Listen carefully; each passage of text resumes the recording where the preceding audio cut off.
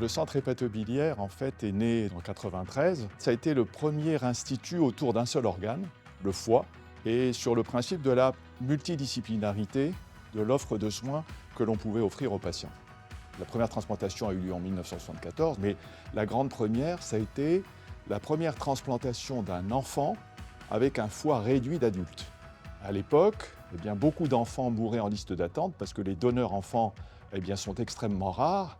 Et l'idée d'Henri Bismuth, ça a été de dire pourquoi ne pas faire une hépatectomie chez un adulte et prendre non pas la totalité du foie qui ne pouvait pas entrer dans l'abdomen d'un enfant, mais de couper le foie en deux et de mettre seulement la moitié d'un foie transplanté. Et ça a changé radicalement la pratique de la transplantation hépatique pédiatrique. Et ça a amené une deuxième grande découverte, ça a été la technique du split, où un foie était coupé en deux et chaque partie allait vers un receveur différent.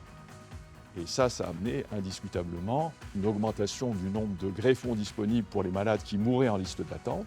Le troisième élément important, ça a été le premier programme de transplantation dans le monde pour hépatite fulminante. C'est des patients qui vont mourir dans les 48 heures pour lesquels la transplantation leur sauve la vie. C'est absolument quelque chose d'extraordinaire. Nous sommes également le premier centre français de transplantation pancréatique avec 25 à 30 transplantations pancréatiques par an. En chirurgie, les cancers du foie, des voies biliaires et des pancréas, avec des chirurgies complexes qui s'appellent les hépatectomies, ablation partielle du foie, pancréatectomie, ablation partielle du pancréas, reconstruction des voies biliaires. C'est en médecine la prise en charge des maladies graves du foie, aiguës ou chroniques, et également la réanimation des patients qui sont en défaillance viscérale, puisque nous avons une réanimation dédiée de 15 lits pour prendre en charge ces patients.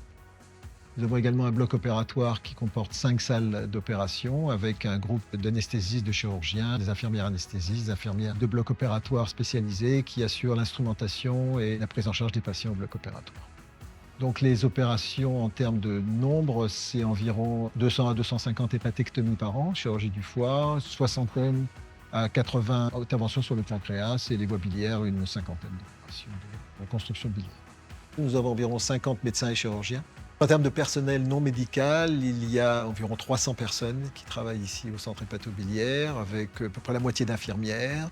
Nous avons une unité INSERM qui comporte 5 directeurs de recherche et une quarantaine de chercheurs associés. C'est un endroit très concentré, mais c'est une famille aussi.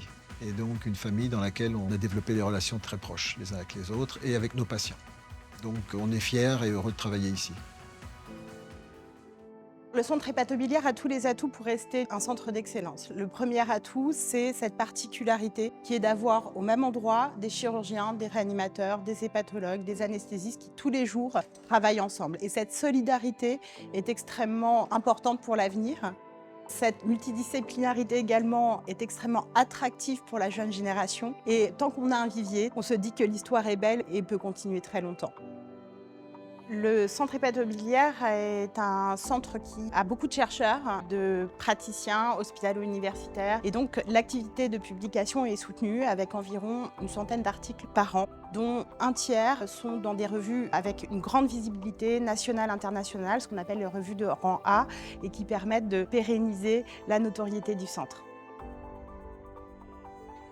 Le futur du centre hépatobiliaire, c'est encore plus de multidisciplinarité. Toujours des hépatologues et des chirurgiens qui travaillent au même endroit, dans le même objectif, mais plus de radiologie interventionnelle, évidemment la robotique chirurgicale qui va apparaître très rapidement au bloc opératoire, toujours beaucoup plus d'innovation numérique au bloc opératoire avec une hypertrophie de la chaire BOPA.